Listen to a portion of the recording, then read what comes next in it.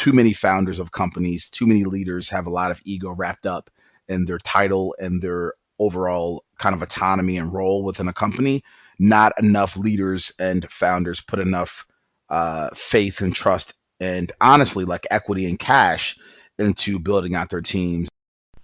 This is the Rebel HR Podcast. If you're a professional looking for innovative, thought-provoking information in the world of human resources, this is the right podcast for you.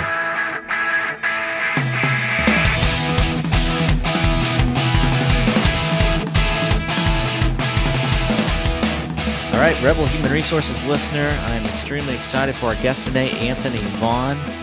He is the founder of the E1B2 Collective and also the host of the Project 2030 podcast as well as the E1B2 podcast. Welcome to the Rebel Human Resources podcast, Anthony. Thank you so much. How are you? I'm doing well. I'm living the dream. HR 2020. There it is. One of the things that I'm most excited about is the fact that by the time this podcast airs, the election will be over. I don't want to spoil anybody, but the results were extremely exciting and impressive. So you feel good about it? I don't know. We'll see. I'll be glad that it's over as long as we don't have some contested election that drags on. So who knows? If I just said that and that's actually what happened, then I'm going to go into statistical estimation. I'm going to have a no comment on that one, man. It's politics are not my best talking point. Oh, it's all good. Yeah, politics and religion. Those are two things that we haven't touched on much on this podcast. I think that might be a little bit too contentious for some listeners. So Anthony, I'm really, really excited to welcome you to the podcast. I'd like to start out. Why don't you just tell our listeners a little bit about yourself? Yeah, I'll try to keep it tight. I'm doing a better job of that as of late here. So a little bit about me, guys. My name's Anthony, though a lot of people call me AJ. And so Kyle, I think we're starting a friendship here. So why don't you go ahead and call me AJ as well? Got it, AJ. So a bit about me, big highlights. I started a company at 19 that did well, strategic partnership with Under Armour. Started a second company at 21 that did well again. Made a bunch of mistakes around employee experience and HR within both, like a lot of early founders and young guys do. Because guys, I'm 30 years old, so I was 19 at the time and 21, and so I'm assuming a lot of the listeners can know kind of what's going on within the minds of those individuals of that age and how they have a very limited skill set from a maturity and leadership perspective at times. And so inevitably learned a lot and started researching and developing and growing behind the scenes as I was making a lot of mistakes and took a lot of those learnings and inevitably became the VP of people for two startups here over the last 5 years. COVID happened.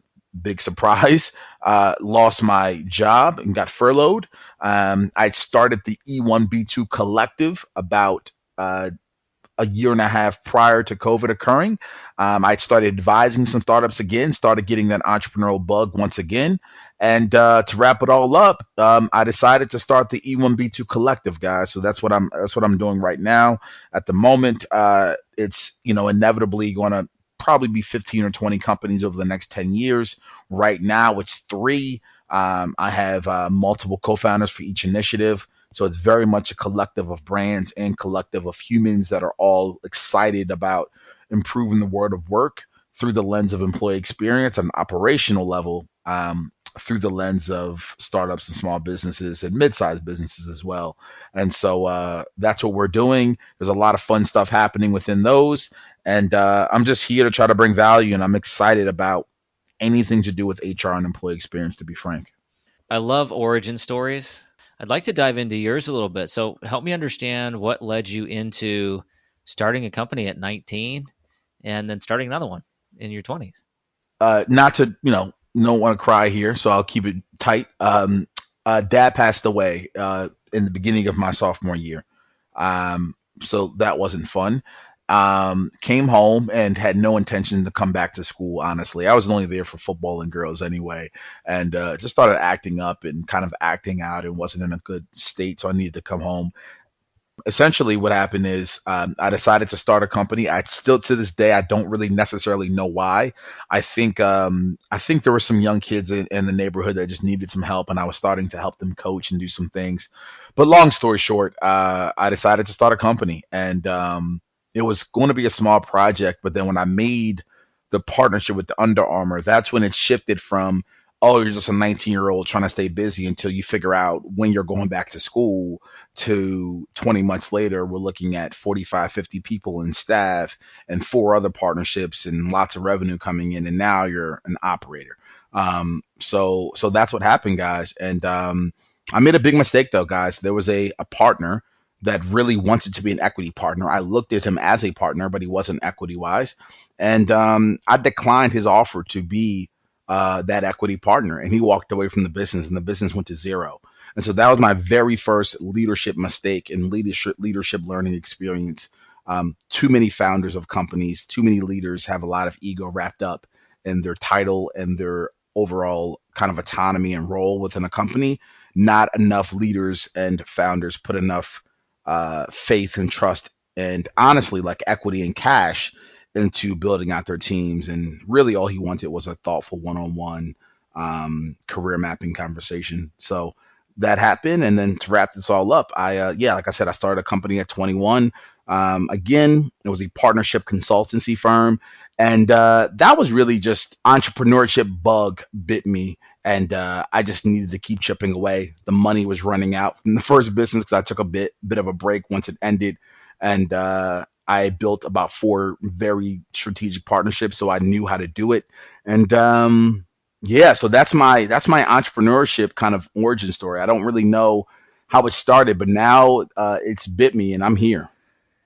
Yeah, I think that's a great insight. First of all, I'm sorry to hear about your father, but Of course, uh, appreciate that. amazing to hear your clearly you have work ethic and a drive to create and do something outside of conventional norms. So I've a ton of respect for people that'll walk off the beaten path and put themselves out there and learn and learn from mistakes. I think that's part of being 19 and 20, right? Yeah, I took maybe the more traditional path, but I like to tell people I took the scenic route and kind of found myself along the way. So I didn't really get serious about anything until I was at least 23 or 24. So I'm a little bit behind my high school classmates, but I like to feel like I've kind of figured it out at this point. But I think I so. think we're all learning every single day. 100%.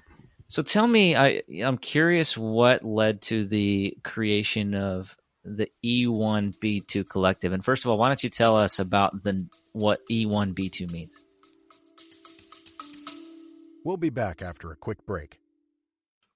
And so used to having everything in front of them right away that we forget that innovation just takes time. I myself, I get frustrated too. Why? And you know, this is being one of my best friends is, hey, I talk to you all the time. Hey, man, I'm frustrated in the fact that I can't seem to just get there Hmm. in the next day. But that's just not how these things work, right? Innovation needs to be planned out. It needs to be very methodical. And then when it finally hits, that's when it seems like to everyone else that it sort of just came out of nowhere. But to you, you know the amount of dedication that it took over that time.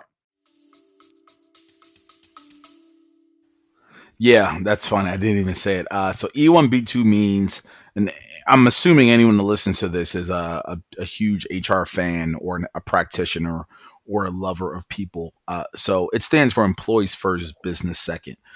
So that's what that stands for. I mean that. I believe in that. I believe in it very much more than a mantra, but I believe in it at a very operational level. I believe that should be the fundamental kind of point of view when you're thinking about the way your company is designed and actually runs, and the way people internally work. And I'll get in a heated debate, and I have with anyone that tries to tell me differently. And so that's what that stands for. As far as the E1B2 Collective, the entrepreneurial bug was starting to it left a permanent scar on my leg there, and it was starting to itch a bit, right? It was starting to call me back. So I started the podcast. I started advising some startups again around partnerships, as well as my thoughts around E1B2.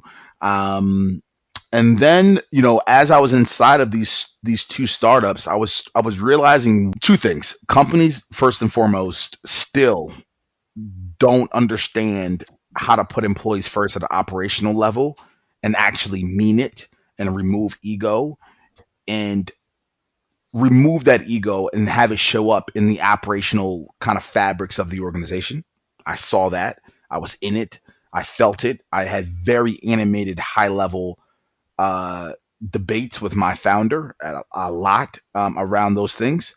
And then the second thing that I realized is that I was a team of one, and there was you won't believe how many times the my founder would tell me, "Oh, culture, oh, making people happy, oh, making sure people are like one task, oh, making sure like this whole like experience thing, yeah, that's all you go ahead and knock it out, like that's your thing, that's your area." And he would say that in a jokingly way, and then he would say that to try to make me like feel bad, I feel like, at times, and then he would say it like in a very literal way, like it's all you, there's no other money that we're going to allocate towards that. Hmm. And then I started researching and realizing that there are people that are at companies, 300, 400 people, they have like one, maybe two people there.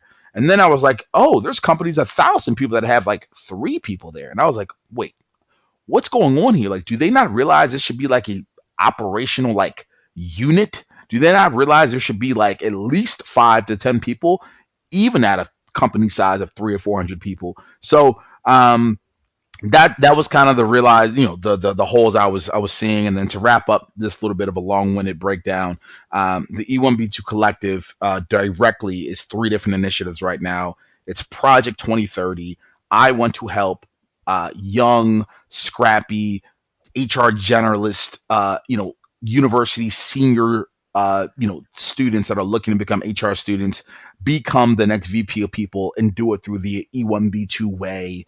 There's like a curriculum and a perspective that me and my partners have. The second initiative is called Beyond Brand Studios, which ties a little bit into Beyond Resume. So we'll get to that maybe in a moment. And then the other big initiative is called Startup EX. Companies need to stop throwing everything at one person. They need to bring in a collective for at least a year, build out infrastructure, understand that it's not just the internal HR person, it's the entire company at the management and executive level that need to make the employee experience thing run and go. And we help those companies do that. So yeah, that's the context. No, that's great. I'm just sitting here listening and nodding my head. You can't see my head, but I'm just sitting here just shaking my Yeah. head like a bobblehead doll because I mean I can't tell you how many times I have to have the conversation with leaders that not necessarily in my current organization, but in my past that listen, you can't outsource people. You can't not lead people and expect HR to deal with people challenges. That's part of being a leader. That's part of running an organization. That's part of getting stuff done.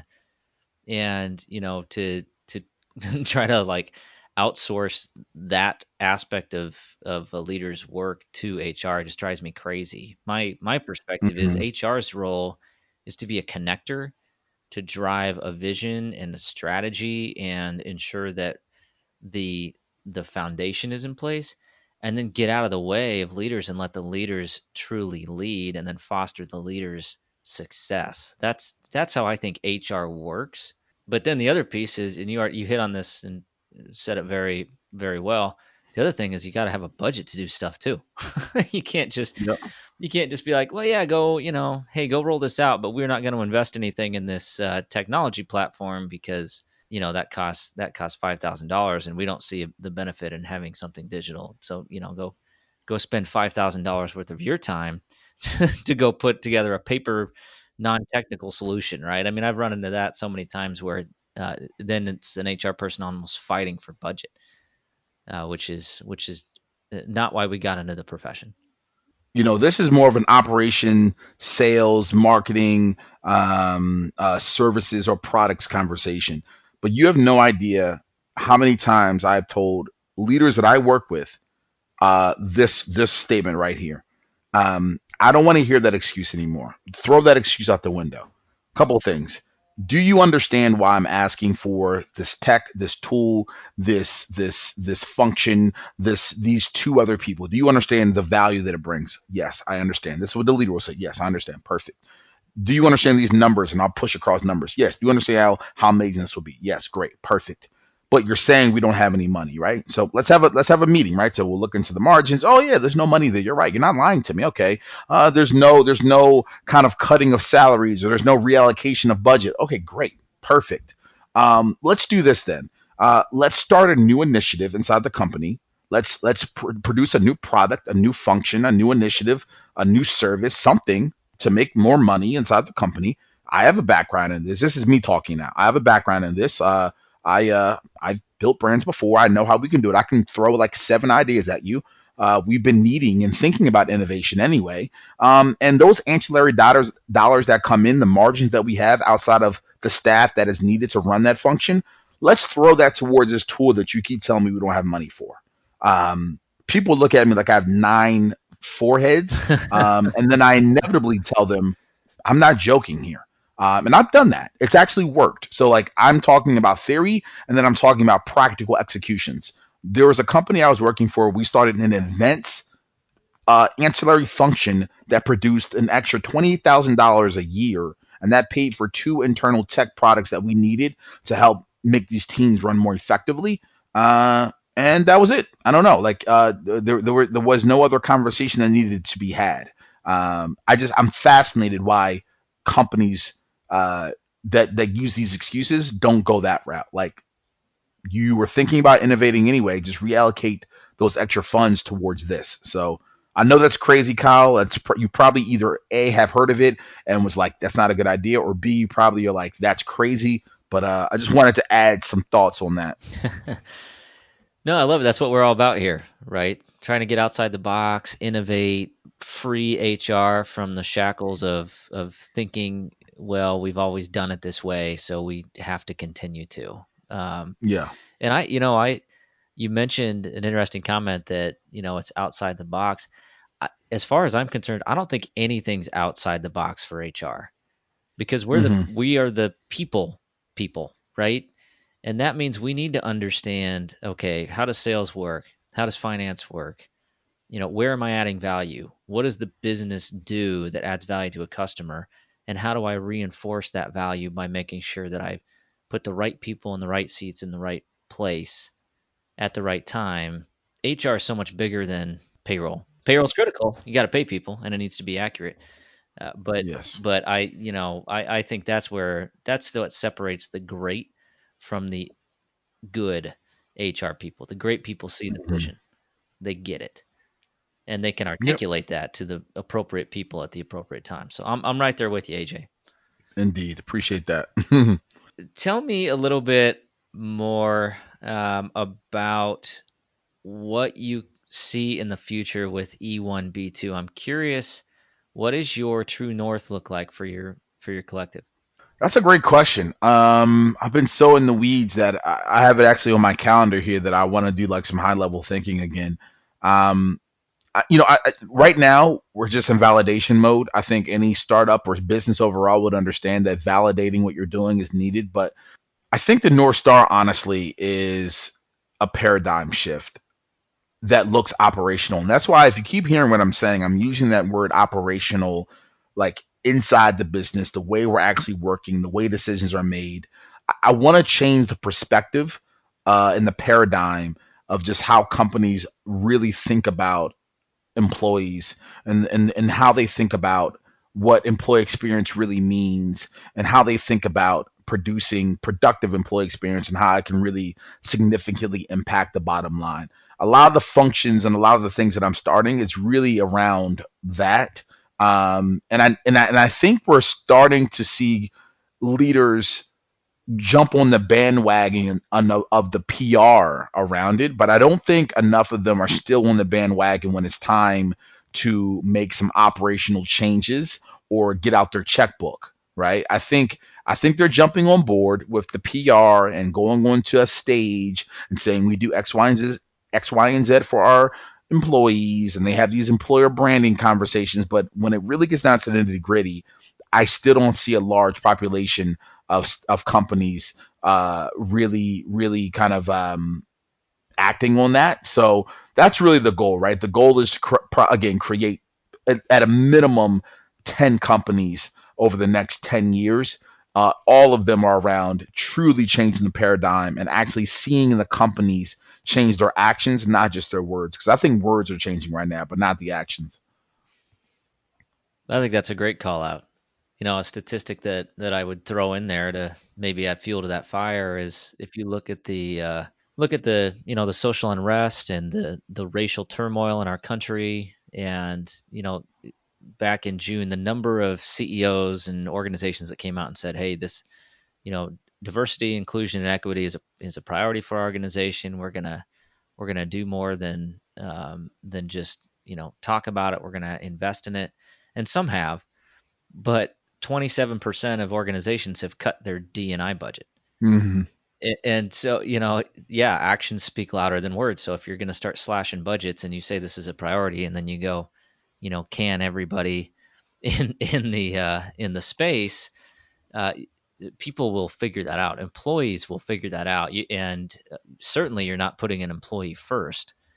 You're putting a cash flow issue first, which you might need to look at something like that in order to maintain sustainability in your business. When you come out and put a speech out and then fire, your D&I department, it just doesn't make any logical sense to anybody in your organization, right? Yeah, yeah, I couldn't agree more. And so I guess maybe even to double down on what I'm saying, also is what I see the vision look like is if it comes in three different phases. If you are a HR generalist or a senior in college that wants to become a VP of people or a head of people, and you want to change the way employees experience work, I want you to think about or hear or learn from E1B2. If you are a company, small business, or startup to a mid-sized business, and you are thinking about hiring that first VP of people internally, or that first head of people internally, or that HR director internally, I want you to read, hear about, see, or call on E1B2 to help you make that progression. Like I want us to be the new norm around when you're thinking about doing these people functions. I want something that we're saying to be top of mind. Especially for those, the individuals you mentioned in the 2030 project.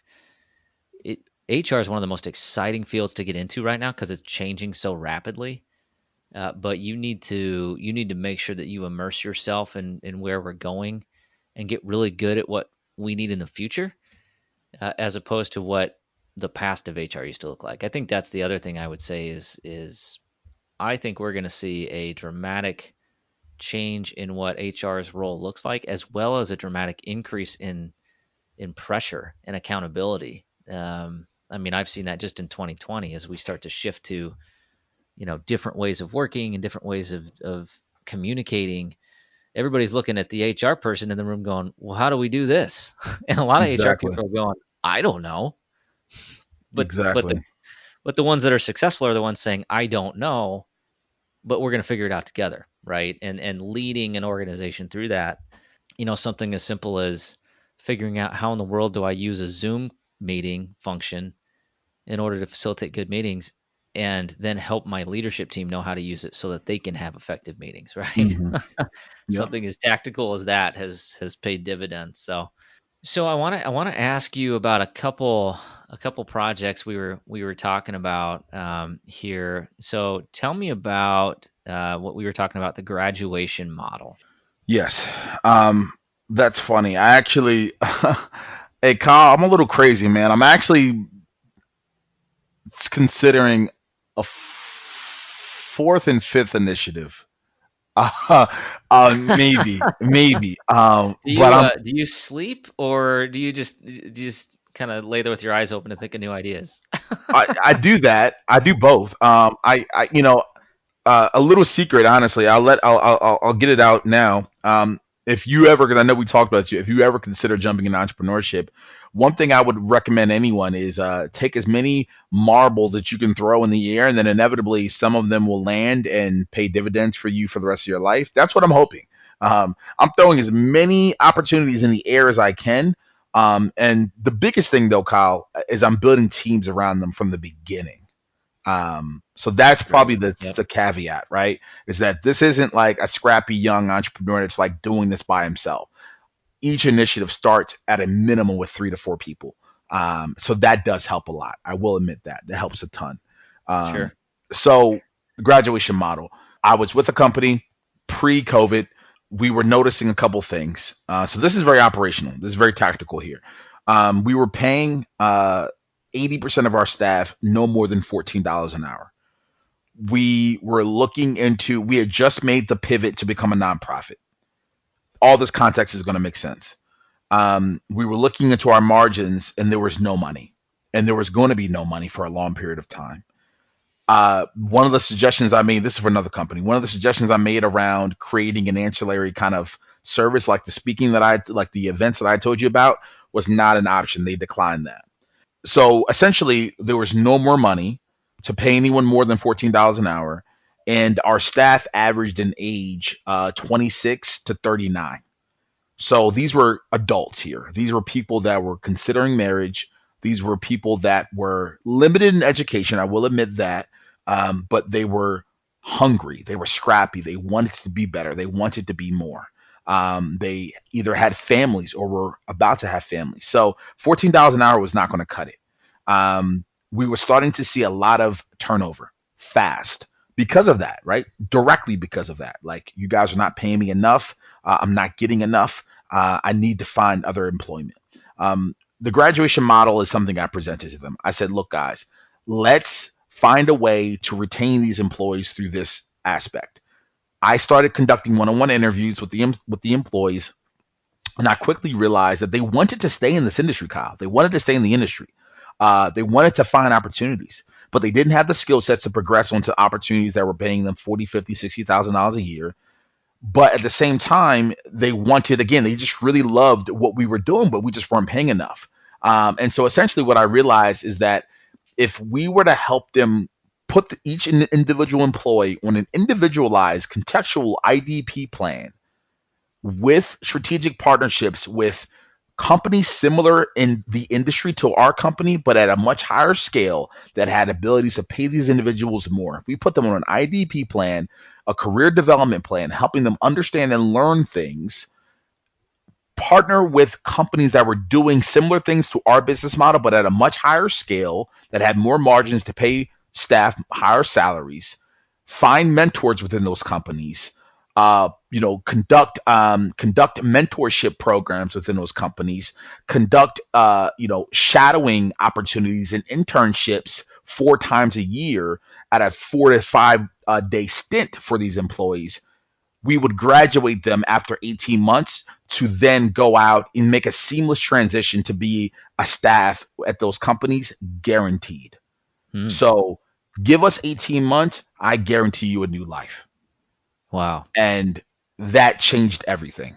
That retention spiked to numbers that you wouldn't even imagine. The gratefulness, the effort, the engagement, the passion, the innovation, any metric you can think of spiked. Also, PR, Kyle, PR spiked. Sure. Business journals, news channels, people started kind of flocking to hear about what we were doing because conversations were now being had with these families of these employees. Like, they're doing what for you? You were in what today? Because like the way I was doing it is like they would do half of a shift at the company, and then they would go spend the other half on their shadowing opportunity with their mentor.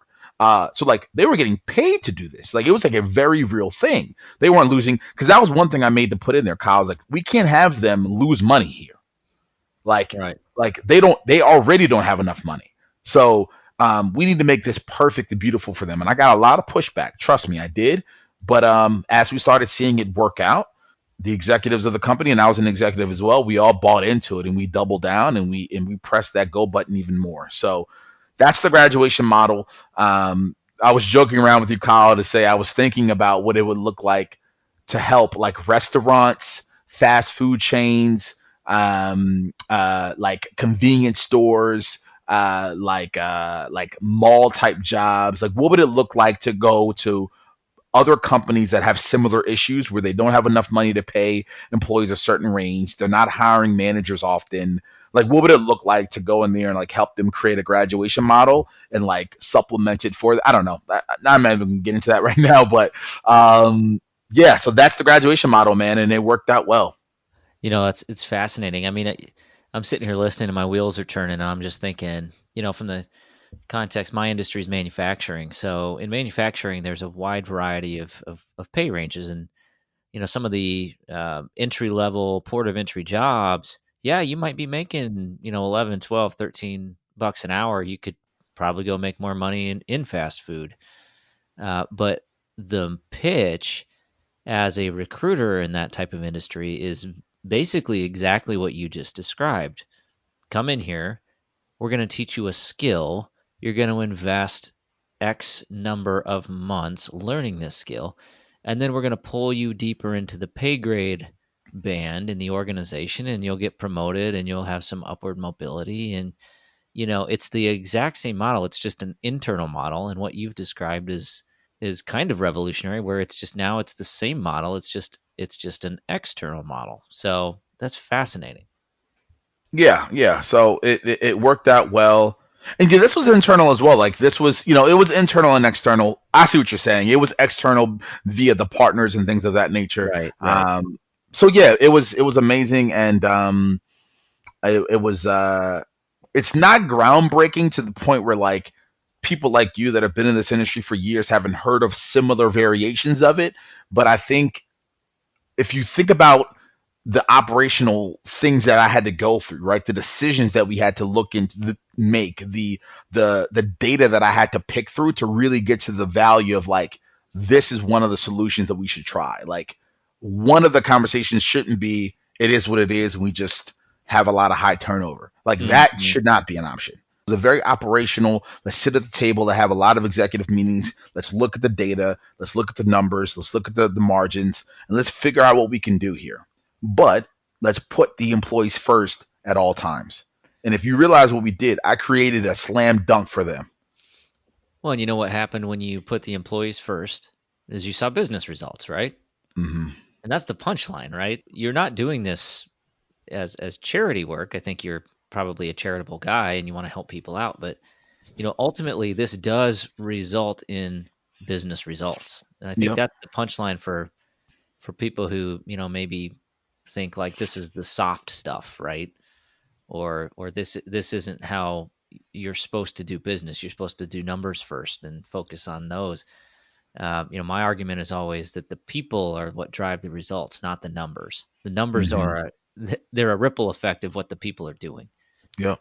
I couldn't agree more, Carl. So here's something that is really important to me. This isn't super, super, super innovative, but this is something that I think a lot of companies are not doing. I think every 3 months, we all can agree something in life happens that affects our professional desires to keep going, may adjust our professional perspectives of what we're doing as a professional in our careers, especially in the younger years of our career. Let's call it 19 to 33, 34. Every 3 months, something may happen personally, wife, husband, kid, etc. Something may be happening internally with our own mental health. Every 3 months, in my personal opinion, let's call it 4 months, every 120 days or so, something is happening that I believe adjust how you work inside of a company or adjust your perspectives or something you just need to address personally. And I believe it's a good idea to do these check-ins every 3 to 4 months with your employees for an hour just to understand what that is. Record that data in a personal kind of a personal, whether it's whatever system or tool that you use, and make very strategic decisions around how you're going to support that employee based off of that context. Um, I'm seeing a lot of HR leaders just check in, say, hi, how you doing? How you feeling? How's life? But I'm not seeing too many people get really into the nitty gritty of kind of the life check from an audit perspective, finances. health of family, your personal health, desires career wise, adjustments career wise, adjustments of perspectives, overall points of view. Like, I'm not seeing anyone get very tactical from that perspective, and then go out of their way to make a lot of decisions to support them personally on that. I'm not seeing a lot of that happening. If you are, Kyle, commend anyone that's doing that, but I'm not seeing a lot of like structured attention where like you're collecting data, you're making decisions that are empathetic to the contextual needs of that employee, and doing it at that every 3 to 4 month cadence. So that's something that I've done. Man, you are hitting a nerve with me right now, and I would agree 100%. Now, I guarantee you there's HR people listening to this going, I can't ask them personal questions. That could be a HIPAA violation, or that could be, inappropriate. But you have to get to know people on a human level if you Hmm. truly want to understand what they need to be successful. So here's an example for you. So, previous company I worked at, significant amount of turnover. And a lot of it was in the first few weeks, and we couldn't figure it out. And we had all these statistics, and we were looking at all these numbers, and it was just like nobody knew what to do. So, what do we do? Well, why don't we go ask? Hmm. So we went to people in the departments and we asked them, why did so and so leave, or why did so and so leave? What we found was a trend of people leaving because they had daycare issues. And you're never going to find daycare issues on a spreadsheet. It's Hmm. never going to show up in a turnover number. And it's certainly not an option that you choose in your HR information system when you process a termination within your system. The only way you find that out is by getting to know somebody. Then once we had the data, we had those conversations, we pulled the data, we put that into a spreadsheet, and we knew how much it cost us, how much turnover cost us. Turns out we were losing about $16,000 to $20,000 a month because of daycare issues. Oh, And it wow. was masked as attendance turnover, or people who just voluntarily abandoned their job, job abandoned their post. And they didn't have a choice. And then you start to peel back the layers of the onion and you realize, oh wow, that's because we have 3,000 spots. We have a deficit of 3,000 spots of daycare within our local community. So then HR can actually be proactive about that, right? We can change policies. We can work with local daycares. We can offer a benefit that helps subsidize or offset the tuition costs for daycare. I mean, there's so many options, Hmm. but the only way you figure it out is by talking to people, getting to know who they are and what their challenges are. I'm with you there, man. I'm with I you. love that. I talked about how I have advised companies to create new ancillary services or products or find ways to increase revenue and allocate that towards people, whether it's tech for the HR solutions, whether that's, you know, I love this one. We just don't have enough money to pay more than $14 an hour, or to pay more than $40,000 a year, or whatever the case is. Then create more things, and then reallocate that money just for that. Be very intentional about that. This is something, again, there are companies that have taken my advice on this and it's actually worked. And then in that same category as well, I've advised executives to all take salary cuts, um, to reallocate towards bringing in 2 or 3 new employees for a certain period of time, or to reallocate those funds towards things that were going to help the employees, whether it was ancillary out of the box benefits, other contextual needs of the employees. I was listening to a podcast 3 years ago where I came up with the idea. He said that out of a $50 million in revenue company a year, he makes the least of any employee, not executive. The founder makes the least of any employee in the Mm. company. He reallocates every single dollar he can back into the company, back into the people, and he actually has a spreadsheet and this whole formula around it. And I stole that and I said, I need to start seeing more founders and leaders, and I'm working with do that. You should not be the highest paid person in the company because you read a Forbes interview and that's what you think should be the case. You should be doing everything in your power to reallocate any extra funds you can to double down on your people, because without your people, you would have no business. Yeah, talk about put your money where your mouth is. Your founder, you're putting it all on that equity and the growth of the business, and kudos to him. Yeah, so those are a couple ideas that I think would be interesting as well. All right, so one of the questions I'm curious to understand a little bit more. You mentioned that you made a mistake in your early business endeavor, and you did not extend the equity that your business partner wanted, and that really impacted your business in a negative way. So, what steps did you take when you realized that you made a mistake? How did you focus on that? I immediately, when I made that mistake, and then, like you said, at a macro level, what did I do to learn? I immediately started researching a ton. So I spent literally 5 years of studying 3 hours a day. I did multiple. This is a big thing, Kyle. I want to get this on the record here because I've seen a lot of people with a lot of ego here.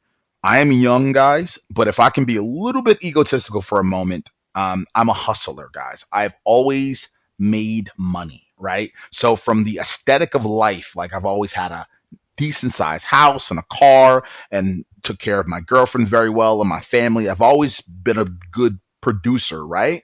So, on paper, I would have no reason in the world to conduct these internship, shadowing, mentorship things that I've done in my career, but I've done them. And so, what I'm really saying is, I studied 3 hours a day. And even after all the money that I made or all the things that I did and how great I felt that I was, I put my tail between my legs and I conducted 9 shadowing, shut my mouth and learn from people moments where for 3 weeks, for 6 months, one. I'm in one. Oh, funny fact, I'm in one right now. She had to cancel our call today. Aaron right now is going to let me in on a 90-minute. I wasn't going to say a word. My Zoom screen was going to be blacked out. Sitting in on an executive meeting, signed an NDA, just going to sit back and learn around how she's problem solving internally right now. She's a VP of people at a startup, about 250 employees. Just problem solve, thinking through things, an executive meeting. I was going to sit there and just listen. I want to learn. Like, I'm a learner. So to answer your question directly, I did all that. I studied, I researched, I took courses, I paid people money for an hour of their time to just unpack their brain. I found individuals that were allowing me to do internships. I just sat back and learned, Kyle, and I'm still doing it. Like I won't ever stop. So that's what I did. I love it. All right, AJ. Well, I wish we could keep this conversation going another hour, but we're closing in on time. So I want to make sure we get through the flash round. I'm fascinated to hear your responses here. So I'm ready. here we go. Here we go. Brace yourself. Hard hitting question. Question number 1: What are you reading right now? I'm reading Startup for Everyone. It's a book by a dear friend, Casey Bankford. He's a great startup entrepreneur that I really respect. And I'm also listening to a lot of content by Christine Comerford and Keith Ferrazzi. Those two are neuroscience individuals that play in the employee experience HR space and do a lot of great work. Great. Perfect. Well, you're giving me a softball because my next question is, who should we be listening to? I'll give you a different one. I kind of took a little bit of a jab at Adam Grant, though I really respect him. So maybe let me give him some kudos. Adam Grant, he writes a ton of content. So I'm reading, not listening or watching, but he has a great Twitter that people should follow. It's around organizational psychology. Yeah, I love Adam Grant. He's one of my favorites. Had the opportunity to see him speak a few times, and I always take away something from his perspective. So A lot I'm of with great you on the research there. Adam Grant front. All right, final question, probably the most difficult. How can our listeners connect with you? Yeah, you can send me an email. At Anthony Vaughan 2015 at gmail.com. Or you can reach out to me at startupex at gmail.com, Beyond Brand Studios at gmail.com. Or you can reach out to me on LinkedIn or Twitter. If you want to maybe plug those in, you'll find it there. Or you can reach out to me at the E1B2 Collective.com. All right, perfect. And I'll make sure that we have links to those in the show notes for any listeners that want to get connected.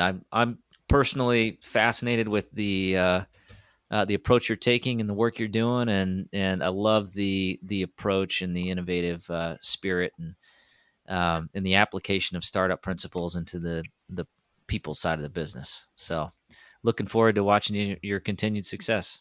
I really appreciate this, Kyle. This was actually really fun. I really appreciate it. Thanks, AJ. Have a great rest of your day. We'll talk soon. All right, that does it for the Rebel HR podcast. Big thank you to our guests. Follow us on Facebook at Rebel HR Podcast, Twitter at Rebel HR Guy, or see our website at rebelhumanresources.com. The views and opinions expressed by Rebel HR Podcast are those of the authors and do not necessarily reflect the official policy or position of any of the organizations that we include. No animals were harmed during the filming of this podcast. Baby.